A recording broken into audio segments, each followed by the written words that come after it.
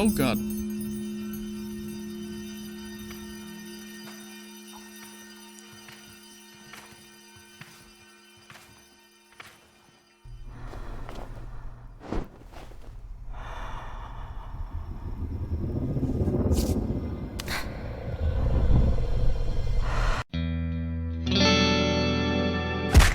Ugh. Good evening, my gaggle of goblins, gremlins, and other lovely people. Welcome back to Sable. I am going to go and make a decision. Maybe discover or choose what I want to be doing with my life and what the gliding means to me. If I don't get completely and utterly distracted by things first, because that's how it always goes. Like, what is the spiral tower over here? Did I ever look at that? Or if I go to the quest thing and select you, I've just... Well, there was a quest marker on my...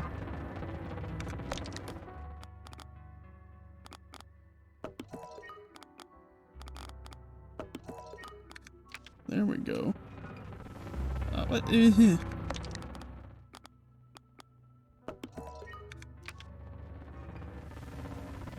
Well, there's a quest marker for the... Rude! There's another spiral. There's the second one. Huh.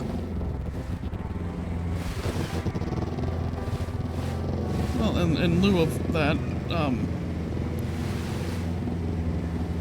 gonna check this one out real quick just to see. Then I'm gonna go back to the Ibexi camp. There's a chum up there.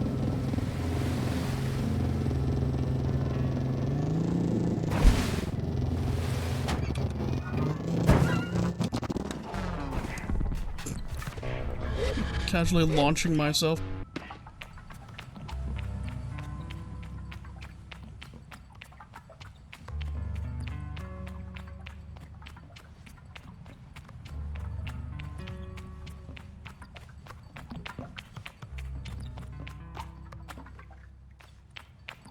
Hello, egg cup man.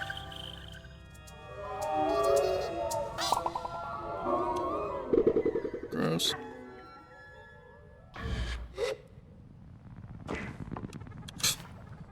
Let me in. Okay, going back to the Ibexi camp. Yeah, I believe it's, I set a yellow marker down for it. And it was such a long time ago that I left that little area, and I never turned back. I never came back.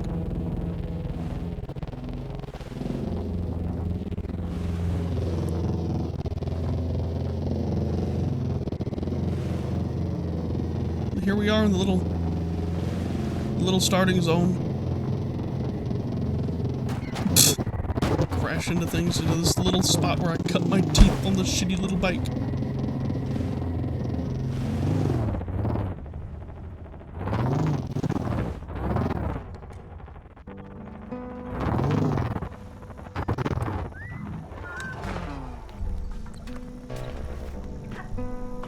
Haven't been back here in ages. Whoa! As the Ibexi camp draws closer, the imagined threshold between home and gliding is palpable. It reminds me of coming in from the sandstorm, so fierce that the grains have whipped through the air and through your clothes. You peel off the layers of sand, beaten fabric, and marvel at the dust on your skin, the bits that manage to get through despite every precaution. And though you feel so grateful to be home, and so comforted by the safety of the indoors, you can't help but smile, nostalgic, as you wash the sand away. What an adventure you've had, and it was only for you. Am I ready to choose my mask now? There's no going back if I do. Yes, I've actually thought about this. I think I'm ready. But am I really ready? Definitely.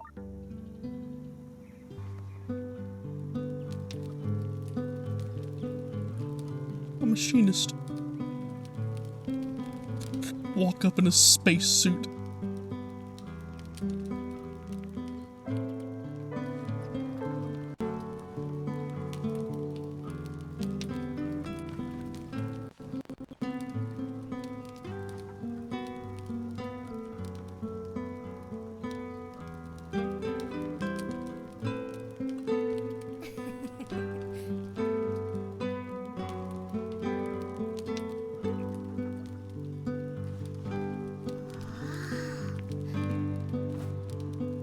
It just looks so out of place.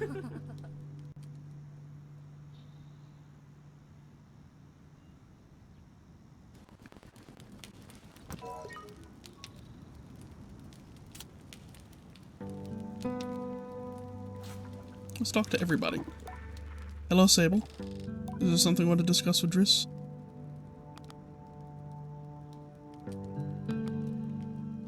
Relitigate? How's the clan been? I asked Driss how it's been managing the clan while I was gone. Chaotic as ever, which I think you should be pretty happy about. Ask Driss why he thinks I'd want that for him. Because it means it wasn't you.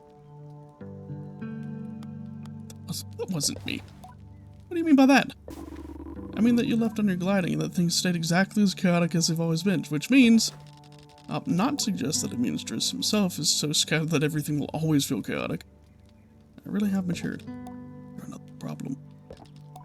How nice for me. Sandcutter incident. I asked Driss once and for all if on that fateful day of my gliding had he actually forgotten to help me out with my bike, and that if the test ride on the Sandcutter was really a sly cover-up. He cocks his head. What are you talking about? Oh, you know what I'm talking about. I tell Driss that he knows very well what I'm talking about, but he shakes his head. No idea. I remember the whole bike thing going very smoothly. Plus, you took that Sandcutter out, and you didn't even get a little bit on fire. Great stuff. I accept Driss's response. I suppose that even the gliding cannot be the answer to all things. What's Sima? Oh, he made a comeback. Sima closes her arms. I challenge. I tell Sima that I had to come back because when I left, some minuscule little beetle-hunting, part-stealing menace threw a fit about it, and I couldn't stop crying because she missed me so much. He nods. Yes, Jenny took it very hard. I can't help it, I laugh. And I think in doing so, I let her win. That's weird grammar. I tell her I missed her. I missed you too, Sable. I'm very happy you came back. Though I can practically see the pout beneath her mask, I'm impressed at how genuine she's able to sound, even if you don't end up staying long. I want to be a dick. Hello, Caesar. How you doing, clan child? I'm gonna talk about Simoon. How was your companion? At a few bumpy moments, I crashed into a lot of shit. It's a sign of a strong relationship that you come back in one piece. Simoon must have taken good care of you. What will happen to Simoon now? Well, it's almost time for Sima's gliding. Simoon will likely accompany her across the...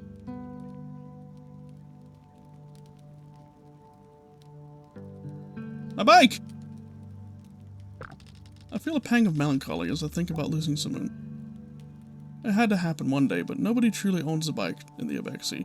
It's merely accompanied by one. I'm grateful to have at least had that blessing. I met a bunch of your friends. I tell Caesar that I met a lot of your friends on my travels. I know this, and I hope they were good to you and Simoon. I tell you that they were, and it seems to take a bit of pride in that, which is rare to see in Caesar. Some really great machinists out there. I like them a lot. Who are you? I don't think I met you. Hey, Sable. It's strange how children change so much over a short period. Ilaria has grown, but she'll always be a child to me. You've grown. Ilaria subconsciously stands a little taller and prouder as I say the words. I can't help but smile, remembering all the times the adults would say, "Oh, how you've grown," to me as a child. Well, you've not grown at all. I haven't just grown. I can climb way higher now. Ziki hates it. It's great.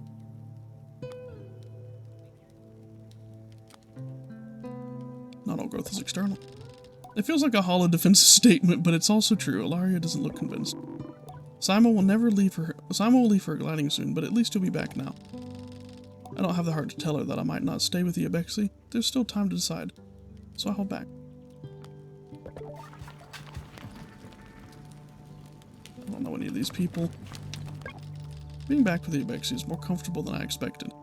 I thought the gliding would change every part of me, and that I would come home different.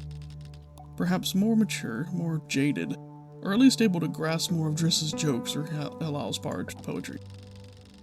The actual change to me is more subtle, and it's that somehow, despite spending so much time discovering the world beyond, I've never felt more like a part of this clan. And it isn't about being Ibexi, or which mask I ultimately choose. It's simply that I no longer feel so behind everyone, or like they know some grown-up secret I yearn to understand. I feel embraced. Wholly. That's the person I am. Sable. Jadi. So now you've heard your stories, or at least the ones you're happy to tell. Oh, so we've heard your stories, or at least ones. Reading. That means it's nearly time now. Jadi sighs contented. I suspect that she was more concerned with my experience of the gliding than the grand choice at its end. For that I am grateful. Are you ready to choose? Am I?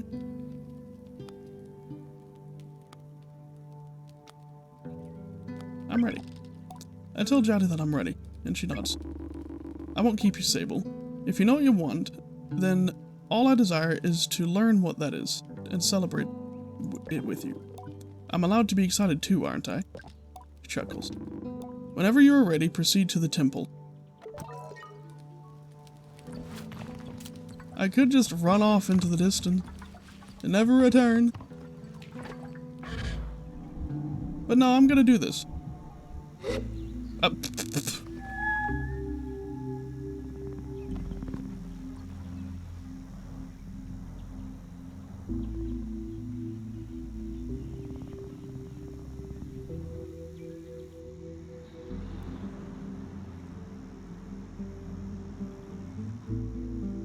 Because I've got all the bike parts on me still.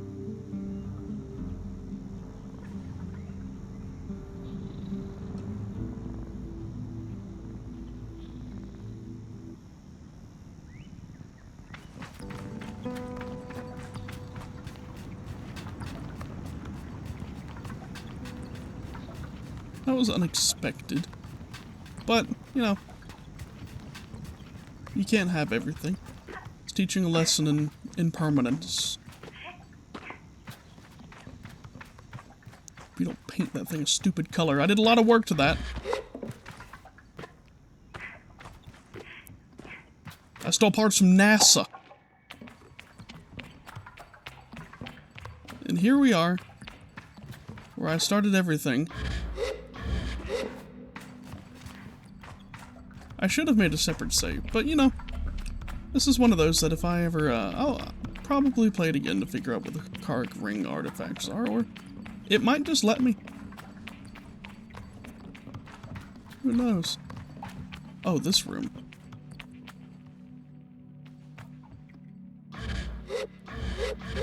Ooh.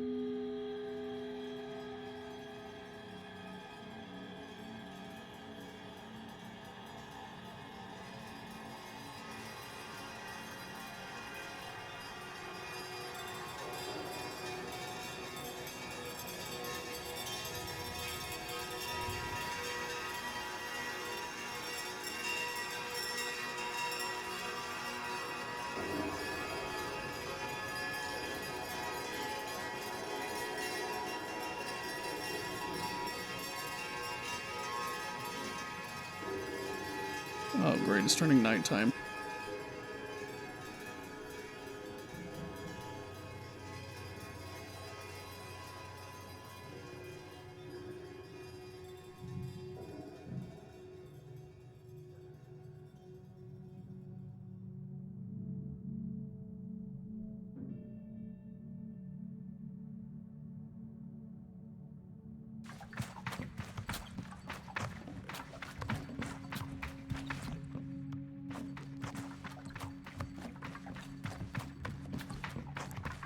So I've only got 3 mask options.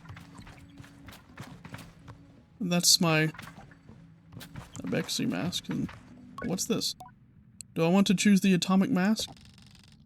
On the downside, I may have a few hundred years too late for, I might be a few hundred years too late for the job. But on the plus side, I do look really good in it. Still probably not enough to turn it into a whole calling. Hell yes! Matches my outfit. of my... Oh, God.